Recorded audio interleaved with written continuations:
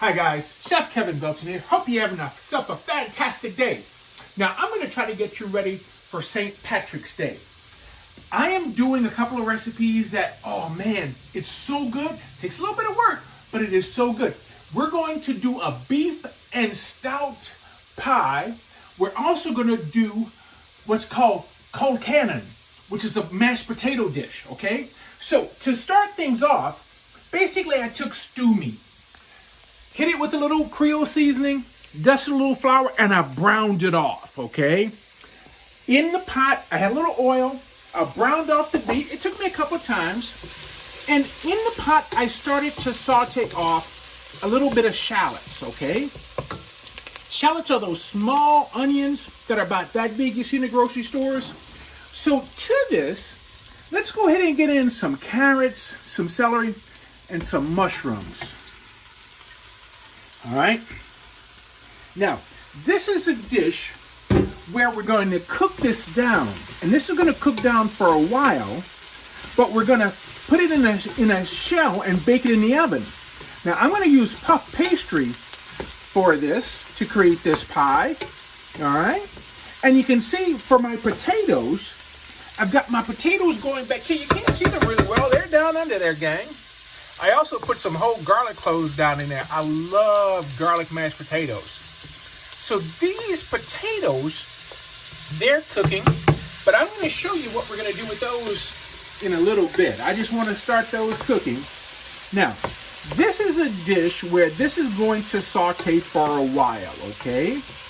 Now, here, I'm going to season this, a little bit of our Creole seasoning.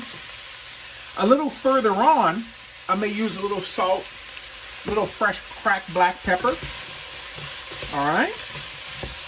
So as this sautés, and because this is going to cook so long, we don't have to saute this much, okay? So let's get in. I have some fresh thyme. I have some garlic. We'll get that in. And I tell you what, that fresh thyme is wonderful. And you don't have to worry about taking it off. Just leave it right on the stem. Let's get our beef in. And now, let's get in our stout. Now, there are different types of stouts. You know, Guinness, Maxon. Basically, you want a nice stout for this. So we'll get in our stout. And I'm following up our stout with some beef stock. I have about 4 cups of beef stock.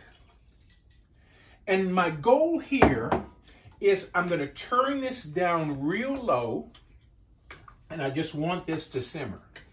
Okay? See, you want to make sure you have enough to have everything covered. Okay? And I'm going to turn this down, and I'm going to let this simmer for about an hour, hour and a half to get nice and tender. Now, I'm going to keep an eye on it because we're going to lose some of the moisture out of this. If we lose some of the moisture and it starts to get too dry, just make sure, put a little more stock or put a little more water in there. But I would use stock, okay? So let's get this sauteing down. And next time you see me, when we come back, this will be sauteing down, and I'll show you how we're going to do those potatoes. We'll see in a little bit. Hi, guys. Welcome back. Now, let me show you about this Colcannon, how this works. My potatoes are cooking back there. In the skillet, I've sauteed some bacon, and I left those drippings in there from the bacon, and I got it kind of crispy. I also put a little butter in. So here in the pan, we're going to get in some onion. I'm also going to put in some green onion. And I've taken the whites and I've chopped those really fine. But the greens, I left cut them about 1/2 inch sections. And here I have cabbage, okay? I'm going to get our cabbage in. Now, what I want to do while my potatoes are cooking, I'm going to let my cabbage just cook down all the way down to wilt. And then we'll drain our potatoes, cream those out, and we're going to get our cabbage mixture once this cooks in and cooks down into those mashed potatoes. I can't wait for you to see this. Oh, it smells so good. Now that our cabbage has cooked down, let's get the bacon back in. All right. Boy, does that look fantastic. Now, here, I drained the potatoes, put a little butter on them, and I'm going to get in, this is a half a cup of heavy cream. Now, let's do a little bit of fresh cracked black pepper.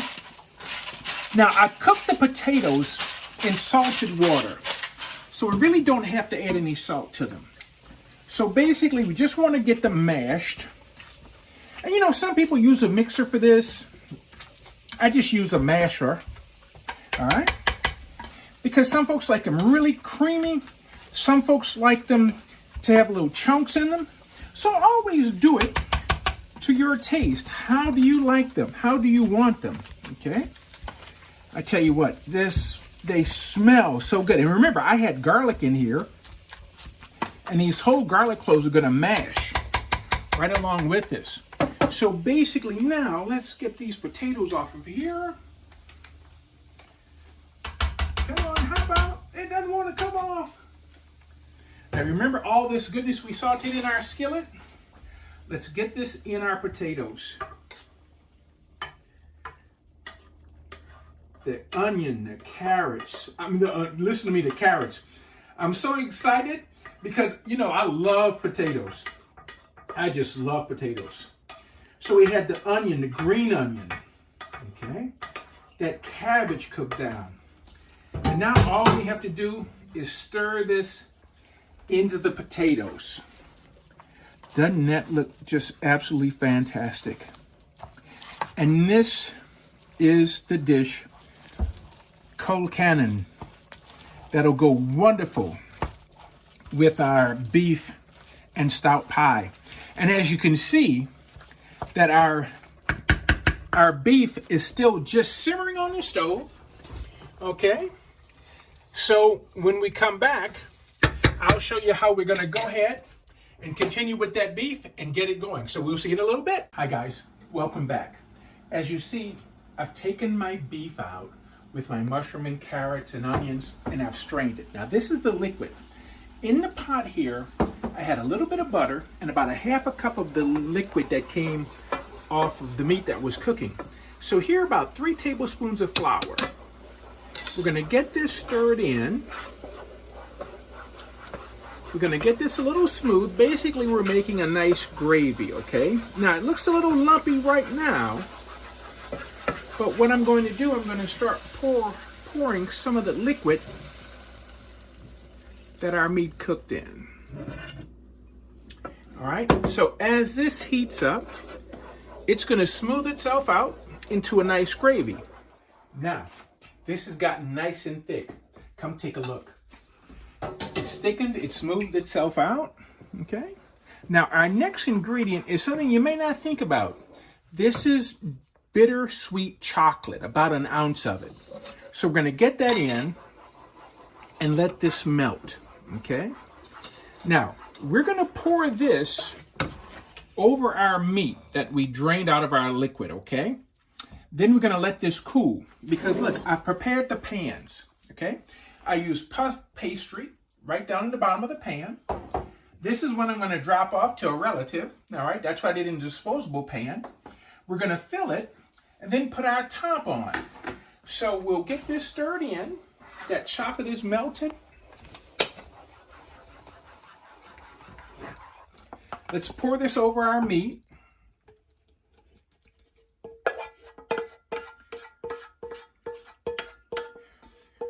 We'll get this stirred in and let it cool so we can fill our pans.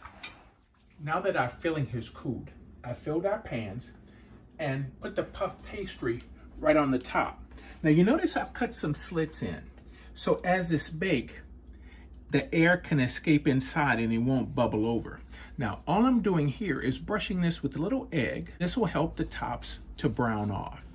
Just a little bit of egg. But make sure you cut your air vents so that it can breathe as it cooks. So the oven is preheating 350 degrees. This is going to go in the oven for roughly 45 minutes.